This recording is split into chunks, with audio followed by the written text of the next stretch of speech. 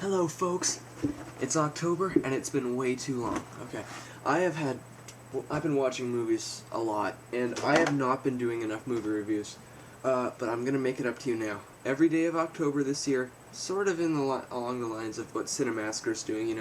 Every day. Well, last year anyway, they did the Monster Madness thing, and they went through a horror movie, like a historical horror movie, every day for October.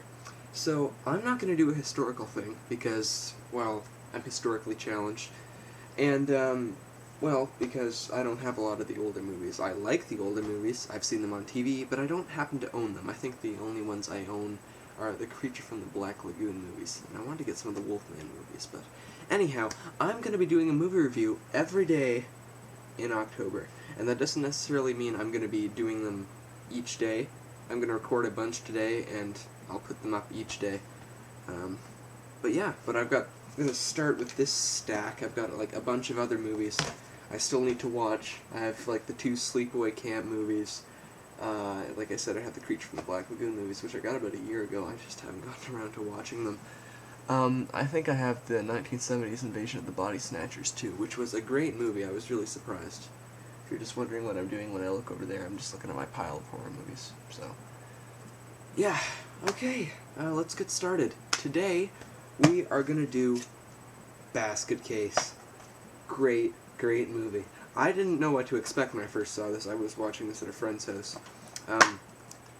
But I was really surprised. It's not the sort of movie, like, you don't necessarily like it immediately, but if you watch it a second time, you'll just, like, fall in love with the story, and everything is perfect.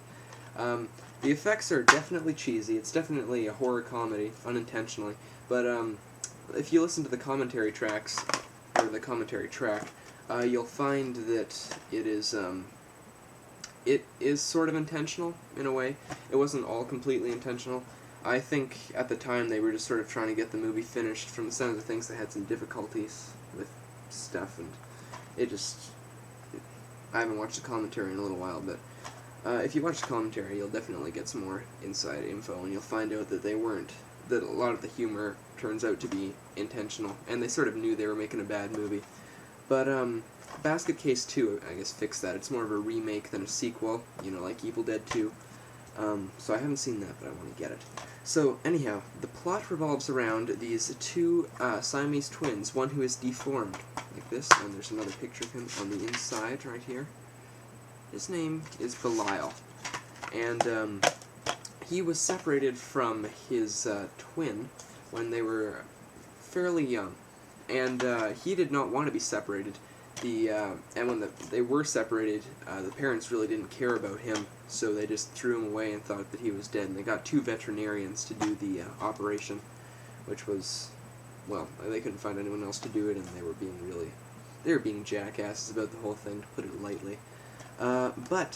So they throw him out, and then later that night, I guess, when the twin, whose name I've forgotten right now, I'm sorry about that, it's on the tip of my tongue, but I can't remember, but his twin brother, finds him in the trash and keeps him in a basket.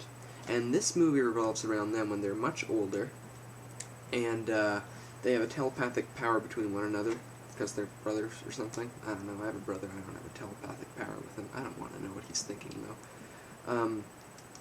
So yeah, they have telepathic powers, and their objective is to get revenge on the veterinarians who did them in. Or not necessarily did them in, but tried to do in Belial. So it's got some hilarious special effects, some interesting stop motion, but it's really worth checking out, and I would assume that the second one would be just as good, if not better. But you can't really beat the original, it's a cult classic. The third one, I'll let you think about that. I've read some of it, but it has something to do with Belial meeting another deformed twin and then getting married. On the commentary track, they were also talking about how they really wish they hadn't made a Basket Case 3, and from the sound of things, I don't blame them. But I'll do a review of that if I get it. This is now that I'm done talking about the movie and how awesome it is, I will start to talk about the something weird release of the movie, which is fantabulous, my friends. It is packed to the brim with special features. Here, I'll read them off the back. Features a brand new film-to-tape digital transfer, which is apparently a good thing because the original tape transfer made everything look black except for the reds. That's what they say anyway. I don't have a tape transfer, I wouldn't know. Anyhow, moving on. There's the audio commentary by director Frank Henenlotter, producer Edgar Levins, and actress Beverly Bonner. I screwed up on the spelling of his last name. It's a lowercase L. Hello. A theatrical trailer plus 2 TV spots, which is interesting because I didn't even know that a movie that was made like this would even be advertised on TV. One-of-a-kind outtakes and behind-the-scenes footage. There's some very strange stuff on the behind-the-scenes footage. From the director's personal collection, I guess it would have to be. Special video short, In Search of the Hotel Braslin, which is a mini documentary in its own right. Gallery of basket case, exploitation art, and never-before-seen behind-the-scenes photos. I haven't checked that out yet. I should probably look at that. 2 rare basket case radio spots. Now that's probably interesting to some people.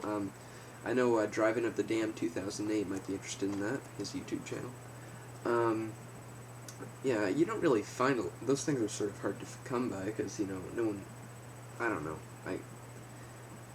I don't know if people collect them or not, or it's just rare to find those sort of things. So that's a treat. And finally, clips from Beverly Bonner's comedy cable TV show, Beverly Bonner's Laugh Track. I haven't checked that out either. That's sort of almost like an Easter egg. It's not really related, except for the fact that Beverly Bonner was in the movie, and I believe she's the one sporting the wig. But, you can tell it's a wig. But, yeah, I'm not sure. I sometimes get the actors mixed up, and besides, it's just, I've memorized so many movies I get things mixed up. But, yeah, basket case, check it out. Definitely worth the money. And, I actually got this in a double pack with the second Swamp Thing movie, which I haven't watched yet either. But if you find it in the package, I definitely recommend picking that up. I haven't watched the second Swamp Thing movie. It looks it's more of a comedy movie than a horror movie. But yeah, if you like that sort of thing, I want to read some reviews of it. I've read some reviews of it. It doesn't look that good, but the first one was probably better, which makes sense. I'm just rambling now. I don't even know what I'm saying anymore. I don't know why I'm even talking about that movie, because I haven't even seen it yet. So I'll just shut up and stop misleading you people. And, but I'm not misleading you when I say that this is an awesome, epic movie, and you should totally, totally check it out.